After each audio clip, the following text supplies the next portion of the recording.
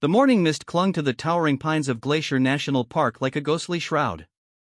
Ranger Sarah Chen adjusted her radio and checked her watch. 6:47 a.m.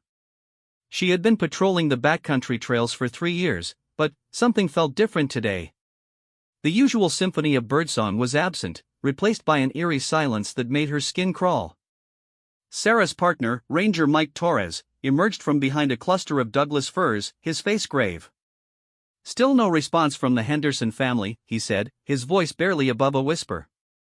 "They were supposed to check in yesterday evening." The Hendersons, John, Maria, and their 12-year-old daughter Emma had obtained permits for a 5-day camping trip in the remote Bowman Lake area. Experienced hikers, they knew the importance of regular check-ins. Their silence was completely out of character. Sarah pulled out her map, her finger tracing the marked trail. "Last known position was here, near the old mining camp," she said, pointing to a red X she had made earlier. "That's about 8 miles from here through rough terrain." Mike nodded, shouldering his pack. Both rangers carried emergency medical supplies, survival gear, and enough food for 3 days. What they didn't know was that they were walking into a situation that would test every ounce of their training and courage. The trail started wide and well-maintained, but within 2 miles, it narrowed to barely more than a deer path. Ancient trees blocked most of the sunlight, creating a perpetual twilight even in the middle of the day. Their boots crunched on fallen leaves and pine needles, the only sound in the oppressive quiet. "Mike," Sarah said suddenly, stopping in her tracks. "Do you smell that?" He paused, inhaling deeply. There was something acrid in the air, not the clean smell of wood smoke from a campfire, but something harsher, more chemical. "Propane," he guessed. Sarah's radio crackled to life, making both rangers jump. "Ranger station to Chen and Torres, do you copy?" "This is Chen, go ahead. We've got a situation developing. Satellite imagery shows what might be an illegal operation in Sector 7, that's right in your area. Exercise extreme caution and report any suspicious activity immediately." Sarah and Mike exchanged glances. Sector 7 encompassed the entire Bowman Lake region where the Henderson family was camping. The pieces of a dangerous puzzle were beginning to fall into place. As they continued deeper into the forest, signs of human activity became more apparent. Fresh tire tracks in the soft earth, cigarette butts carelessly discarded, and broken branches at shoulder height where someone had pushed through the undergrowth. None of this belonged in a pristine wilderness area. The acrid smell grew stronger, and Sarah began to recognize it, not propane, but the distinctive odor of chemical processing. Her heart raced as the implications hit her. They weren't just looking for missing campers anymore. They had stumbled into something far more dangerous. "We need to call this in," Mike whispered, reaching for his radio. Before he could key the microphone, voices drifted through the trees ahead of them. Rough, angry voices speaking in hushed tones. Sarah grabbed Mike's arm and pulled him behind a massive fallen log, pressing her finger to her lips for silence.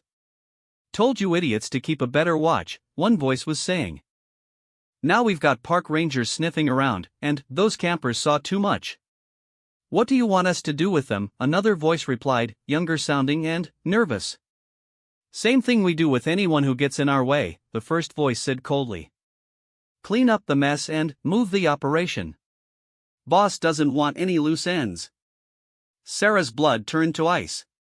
The Henderson family wasn't just lost, they were prisoners, or worse. She and Mike were vastly outnumbered and outgunned, walking into what was clearly a major drug manufacturing operation hidden deep in the national forest. Mike slowly reached for his radio again, but the squawk of static seemed impossibly loud in the quiet forest. Almost immediately, the voices stopped, and heavy footsteps began crashing through the underbrush in their direction. "Run," Sarah whispered urgently. "Back to the main trail." They scrambled to their feet and began moving as quickly as they dared through the dense forest, trying to put distance between themselves and the approaching footsteps. Behind them, angry shouts erupted as their hiding spot was discovered. "Find them," the cold voice bellowed. "They can't get far in this terrain." Sarah's mind raced as they half ran, half stumbled through the undergrowth. They needed to get word out about what they had discovered, but they also couldn't abandon the Henderson family to whatever fate awaited them. Every step took them further from the campers who needed their help, but staying would likely mean death for all of them. A gunshot echoed through the trees, the sound unnaturally loud in the forest silence. Then, another. Mike grabbed Sarah's shoulder and pointed to a rocky outcropping ahead, potential cover and a vantage point to assess their situation. They scrambled up the rocks, scraping their hands and knees on the rough granite. From their elevated position, they could see movement in the forest below, at least 6 figures moving with military precision, spreading out in a search pattern. These weren't casual drug dealers. They were organized, well-equipped, and clearly willing to kill to protect their operation. Sarah's radio crackled again, but she didn't dare respond while their pursuers were so close.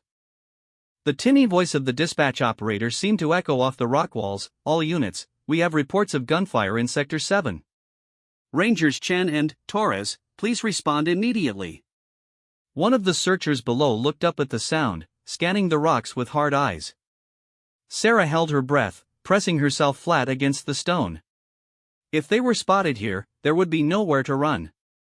The man below raised what looked like a military-style rifle, sweeping it across the rocky outcropping. For a heart-stopping moment, his gaze seemed to lock onto Sarah's position. Then, his radio squawked, and he turned away to answer it. "Charlie Base, this is Unit 3. We've lost the trail about half a mile east of the camp. No sign of the Rangers." "Keep looking," came the reply. "Boss wants them found before they can report our position." As the search party moved on, Sarah finally dared to breathe again. But their relief was short-lived. In the distance, she could see a thin column of smoke rising from what must be the illegal camp. And, somewhere in that direction, the Henderson family was being held against their will. The situation had escalated from a simple search and rescue to something far more dangerous. They were outnumbered, outgunned, and miles from backup. The forest that had always been their sanctuary had become a hunting ground, and they were the prey.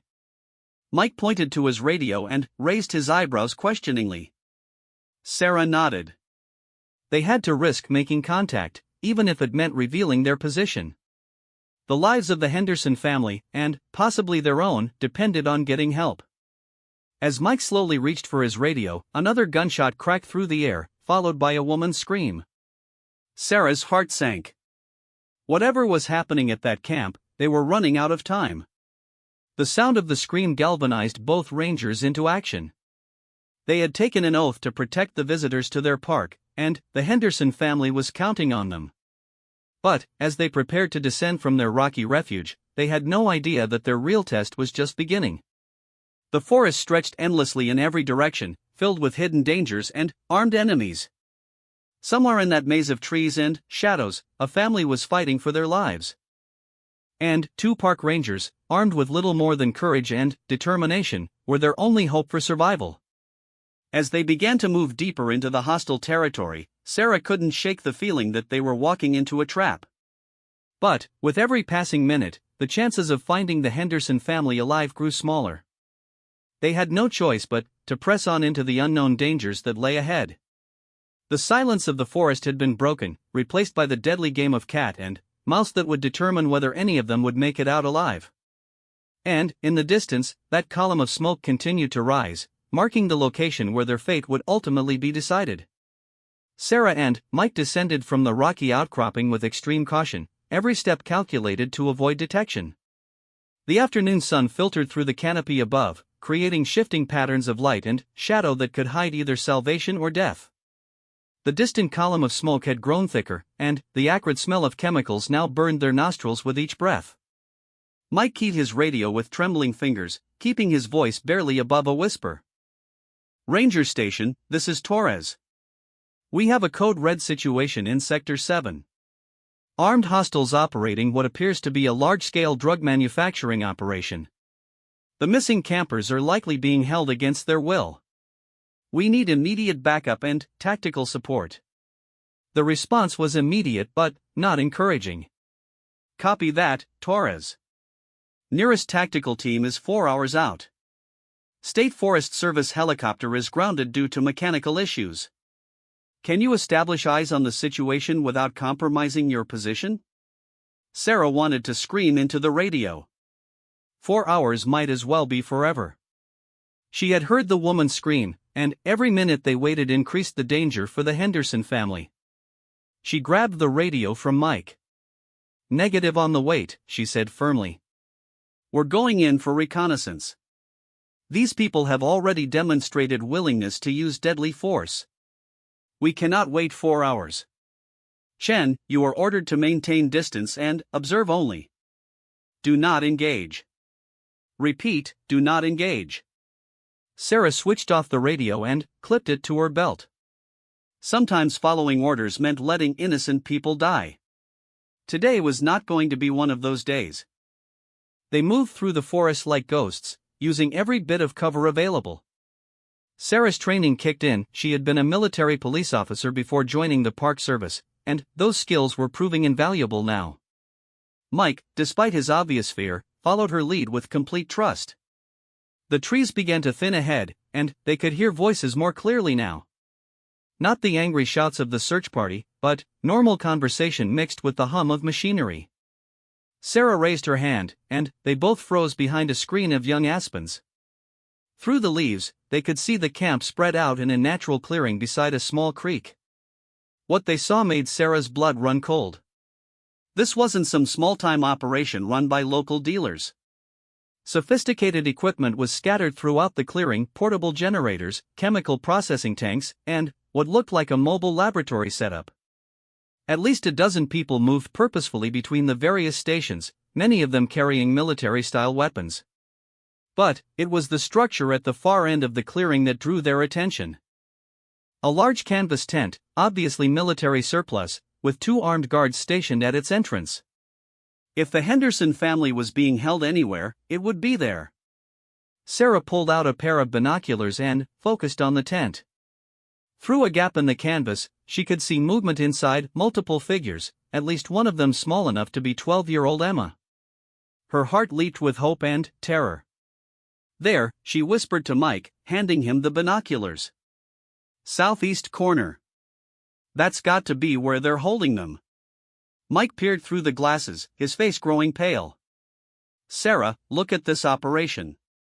There's got to be 20, maybe 25 people down there. And they're all armed. We can't take on that many people with just our service weapons." Sarah knew he was right. Their standard-issue pistols would be useless against automatic weapons and superior numbers.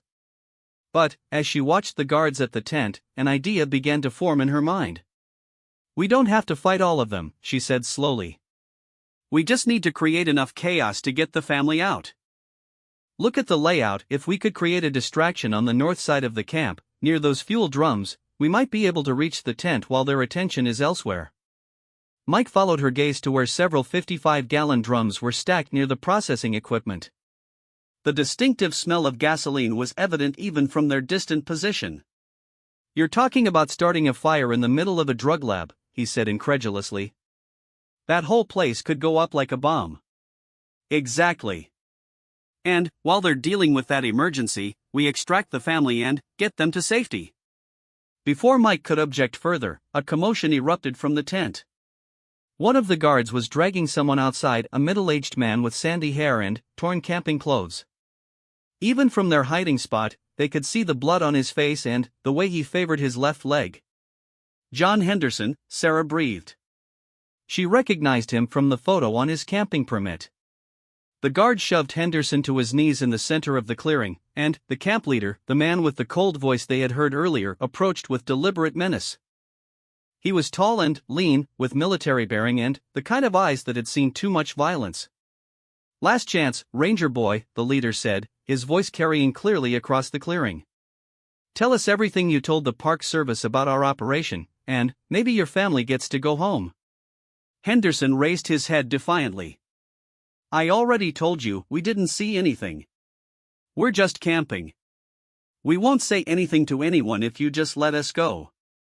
The leader backhanded Henderson across the face, sending him sprawling. "Wrong answer. Your wife mentioned seeing the smoke from our operation when they brought her in. That means you've been watching us. That means you know too much. Sarah's hands clenched into fists. Every instinct screamed at her to charge into the clearing, but that would only get everyone killed. She forced herself to think tactically, to plan their approach carefully. Mike, she whispered urgently. I need you to work your way around to those fuel drums. When I give the signal, put a bullet into one of them and get ready to run. The explosion should create enough confusion for me to reach the tent. What if they kill the family the moment the shooting starts? It was a valid concern, one that had been eating at Sarah since they first discovered the camp.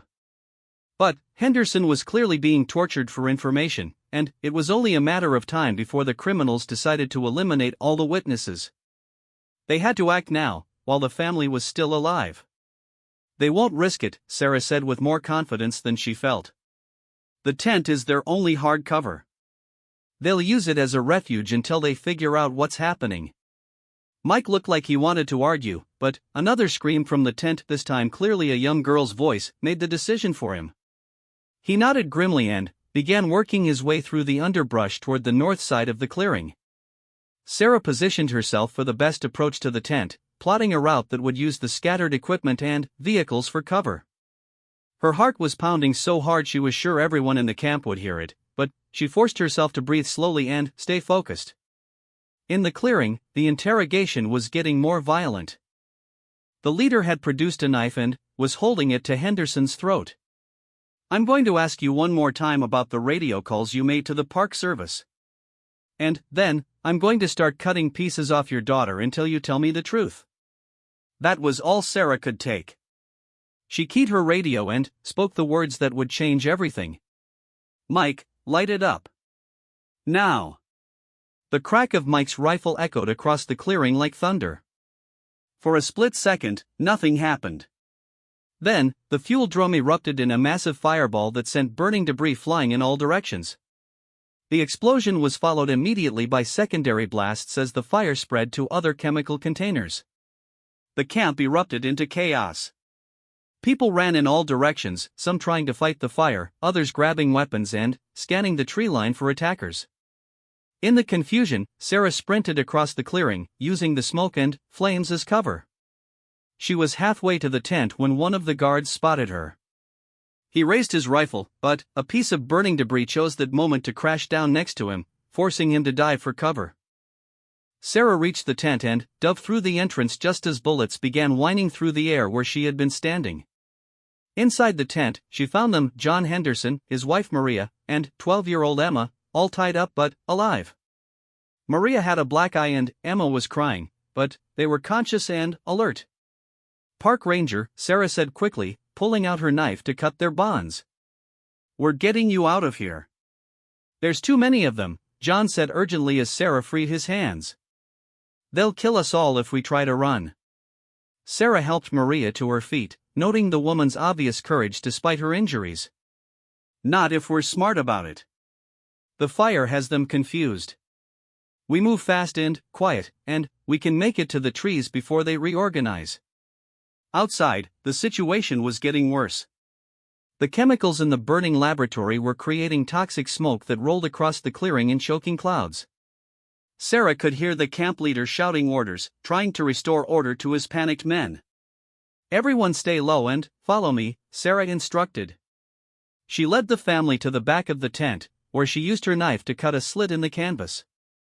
Through the opening, she could see the edge of the forest just 30 yards away.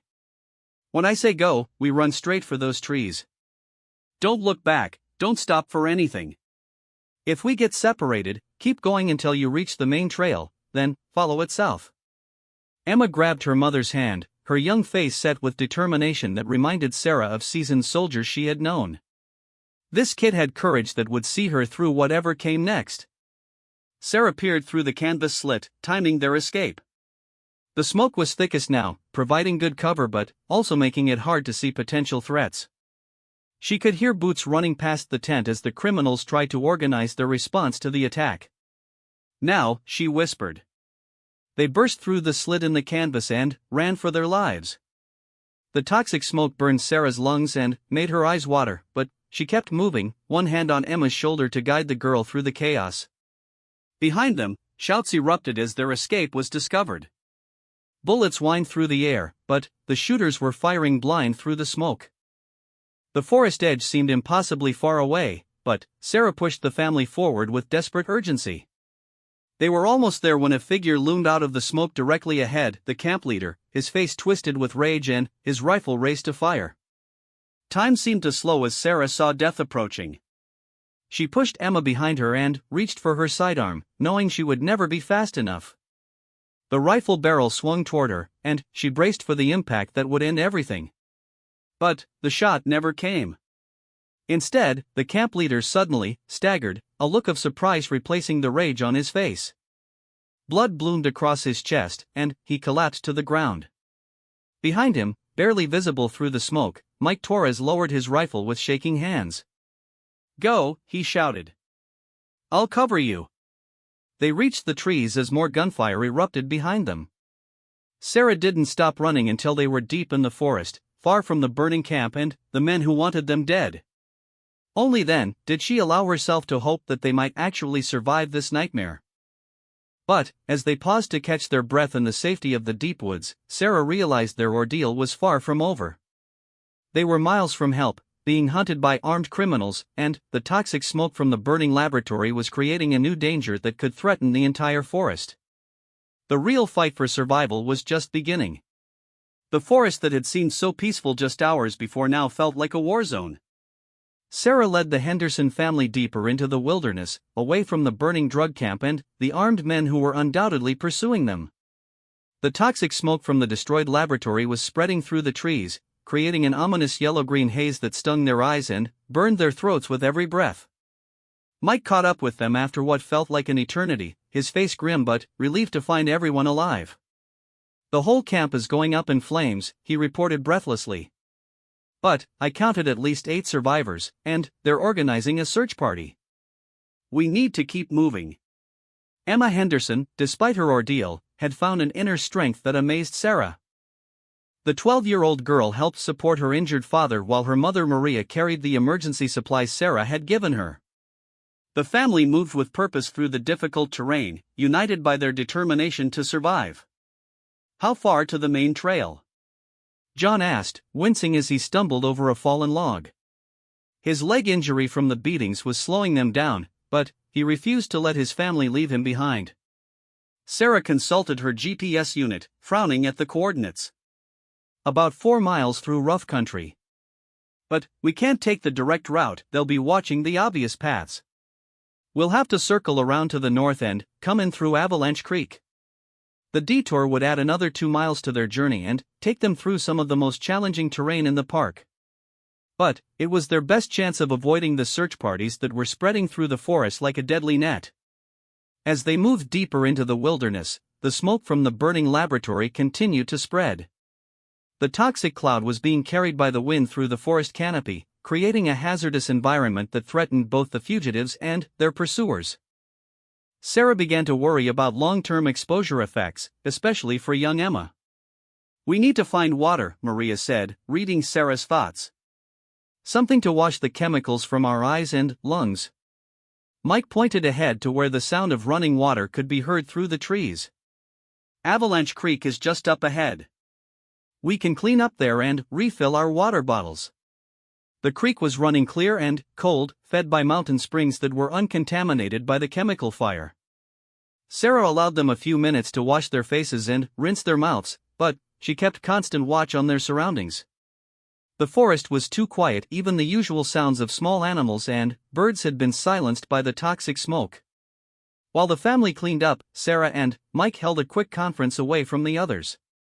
"What's our tactical situation?" Sarah asked quietly. "Not good," Mike admitted. "I saw them organizing into at least 3 search teams before I left. They know this area better than we thought. They've been operating here for months, maybe longer. And they've got radio communications, night vision equipment, the works." Sarah nodded grimly. These weren't ordinary criminals. The military precision of their operation and the quality of their equipment suggested connections to organized crime or possibly worse. "Any chance they'll give up the search to avoid attention? After what we've seen?" No way. They can't afford to let us reach civilization. We know too much about their operation. A gunshot in the distance interrupted their conversation, followed by several more in quick succession. The search parties were getting closer, using systematic sweep patterns to cover the forest. Sarah made a quick decision that would determine whether they lived or died. We split up, she said firmly. You take the family directly to the ranger station by the shortest route. I'll lead the search parties away by heading toward the lake. Mike started to object, but Sarah cut him off. It's the only way to guarantee the family's safety. Once you reach the station, you can coordinate with the tactical team when they arrive. I'll find a way to evade the search parties until backup gets here. Sarah, that's suicide. You can't outrun 8 armed men in terrain they know better than you do. Sarah smiled grimly. Watch me. I've got advantages they don't know about. And I'm not planning to outrun them, I'm planning to outthink them. Before Mike could argue further, Sarah was gone, melting into the forest with the silent skill of a natural predator. She had learned woodland survival from her grandfather, a Lakota tracker who had taught her that the forest itself could be an ally to those who understood its ways. Mike gathered the Henderson family and explained the plan. Despite their exhaustion and fear, they understood the necessity of Sarah's sacrifice. Emma looked back toward where the ranger had disappeared and whispered a quiet prayer for her safety. Sarah moved through the forest like a shadow, deliberately leaving signs of her passage that the searchers would find. A broken twig here, a footprint in soft earth there, enough to draw them away from the family's route without making it obvious she was laying a false trail. She could hear them behind her, crashing through the underbrush with the confidence of superior numbers and firepower. Their radio chatter revealed their positions and intentions, giving Sarah the intelligence she needed to stay one step ahead. But they were closing in, and she was running out of territory to retreat into. The toxic smoke was getting thicker as the wind shifted, carrying more of the chemical cloud through the forest. Sarah pulled her shirt up over her nose and mouth, but she could feel the burning sensation in her lungs getting worse. The environmental contamination was becoming as dangerous as the armed pursuit. A helicopter appeared in the distance, flying a search pattern over the forest. For a moment, Sarah's heart leaped with hope until she saw the distinctive markings of a civilian aircraft. The criminals had their own air support, making escape even more unlikely. Sarah reached a rocky ridge overlooking Bowman Lake and realized she had run out of running room. The searchers were approaching from 3 directions, and the helicopter was circling overhead. She was trapped with nowhere to go but down into the lake, and even that would only delay the inevitable. She keyed her radio one last time. Ranger Station, this is Chen. I've led the hostile search parties to the north ridge of Bowman Lake. The Henderson family should be clear. Tell Mike he owes me dinner when this is over. The response crackled through the static. Chen, tactical teams are 15 minutes out. Can you hold your position? Sarah looked at the armed figures emerging from the tree line below and the helicopter settling into a landing pattern on the far shore. Negative. I'm going to have to improvise. She switched off the radio and prepared for what might be her last stand. But, as she checked her ammunition and considered her options, she heard something that changed everything: the distant roar of aircraft engines approaching fast and low. 2 military helicopters burst over the ridgeline like avenging angels, their door-mounted machine guns already trained on the criminal positions below. The cavalry had arrived, but whether they were in time to save her remained to be seen.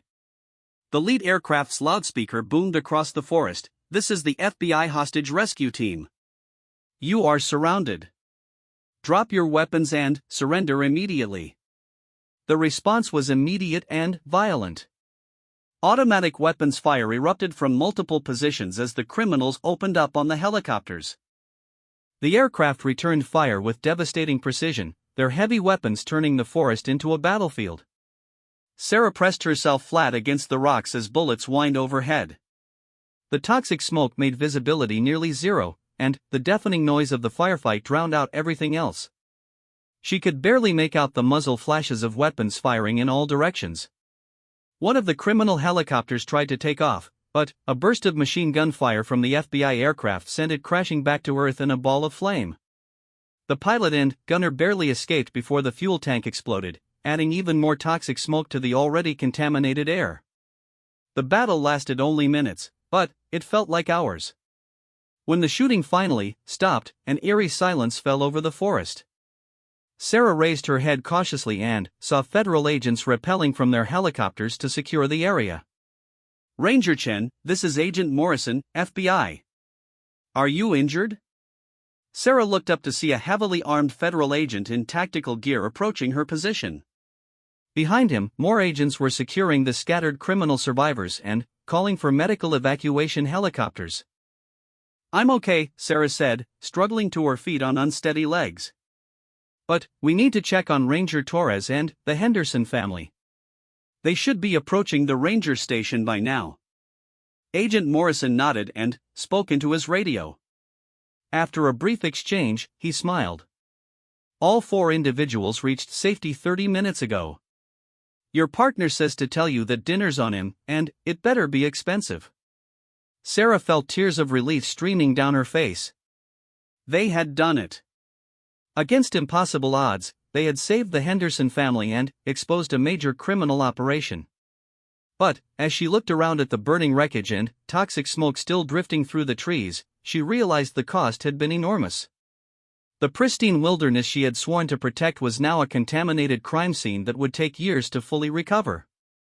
The illegal drug laboratory had released unknown quantities of toxic chemicals into the ecosystem, potentially affecting wildlife and water sources for miles around.